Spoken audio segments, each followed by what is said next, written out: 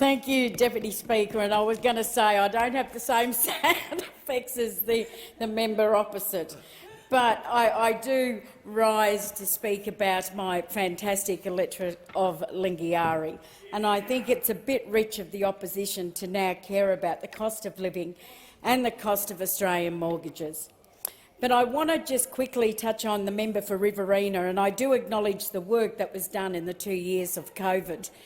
But there was no acknowledgement of all of the organisations, the frontline doctors and nurses and Aboriginal health services that worked tirelessly in the area to get COVID under control. So while the government played a role, there certainly has to be a lot of acknowledgement to those frontline workers.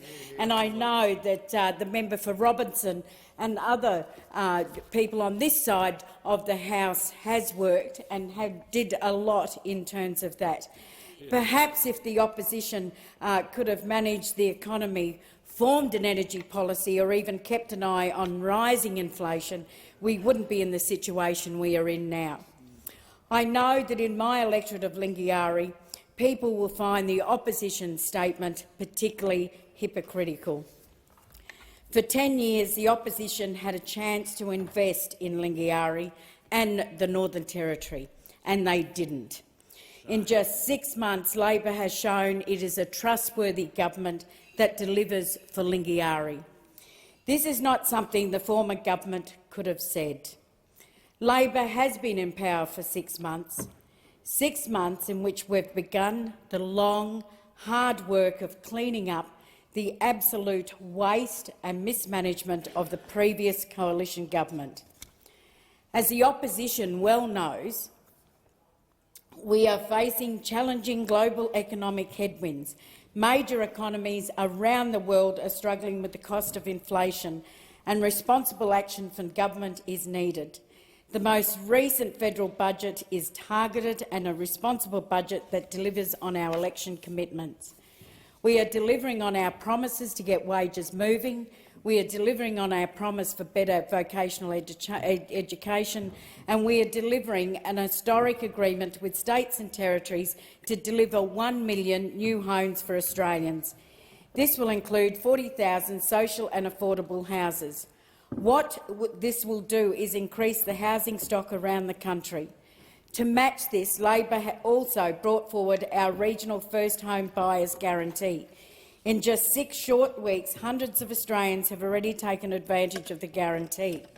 We are also working hard on implementing our Help to Buy scheme, which will lower the cost of mortgages.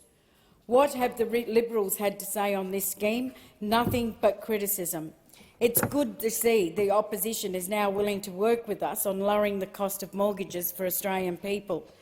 The former government had a decade to address the housing supply crisis and make homes and mortgages cheaper. They didn't.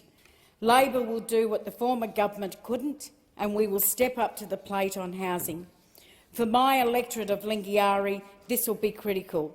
We need more homes built for people, not just in the cities, but out bush in our communities and in our regional towns, because unlike the previous government, this Labor government cares about Territorians.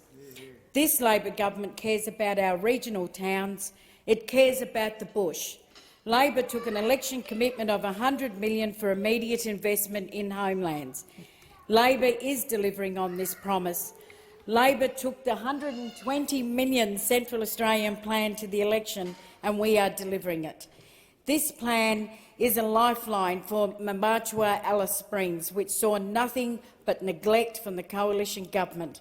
We are delivering better roads, better connectivity for our communities, investing in jobs in our regions, and that's what Labor governments do. They deliver for the people of the Northern Territory. And I am working every day in bringing and making sure that I work with local government, the Territory government and the federal government, together with traditional owners, to look at land availability for housing. This is what it's all about, practical measures that will address housing issues in my electorate and not just paying lip service to these issues and ignoring matters on the ground in my electorate. Thank you.